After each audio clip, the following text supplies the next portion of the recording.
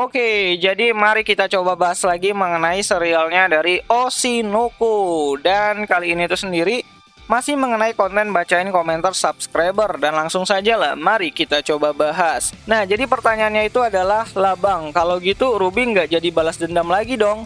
Nah, sedikit meluruskan gitu kan, kalau komentar ini itu sendiri berada di video yang ngebahas mengenai isi dari chapter ke 122 dari adaptasi manganya Oshinoko itu sendiri, dimana pada chapter tersebut akhirnya Ruby mengetahui kalau Aqua adalah si senseinya ataupun dokter guru gitu kan, dimana hal tersebut itu membuat pertanyaan baru, seperti apakah kalau Ruby sudah ketemu sama senseinya, Ruby bakalan lupain balas dendamnya?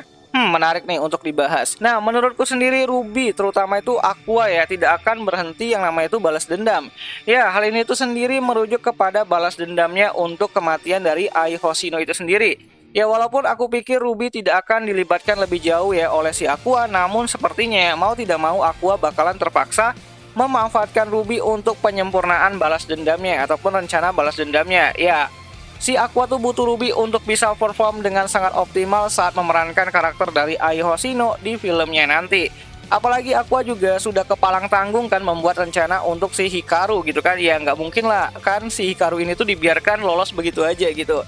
Ya setidaknya serial ini tuh nggak bakalan kelar cuman dengan baiknya hubungan antara si Aqua dan Ruby saja. Tapi setidaknya satu masalah udah clear ya, dimana hubungan Ruby dan Aqua kembali lagi normal dan baik-baik seperti sedahulu kala gitu.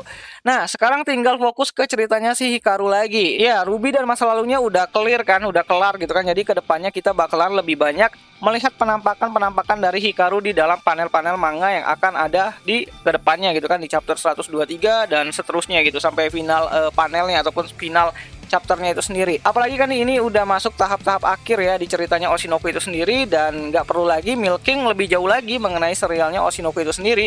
So, jadi untuk pertanyaan apakah balas dendamnya si Ruby dan Aqua akan berhenti di sini, ya menurutku sih enggak gitu kan. Ya jawabannya itu adalah tidak gitu. Proses balas dendamnya akan tetap berjalan seperti rencana awal, membuat film mengenai Ai dan menyeret Hikaru untuk keluar dari persembunyiannya. Ya, meskipun begitu aku harap masih akan ada banyak plot twist yang disajikan di beberapa chapter-chapter yang akan datang gitu.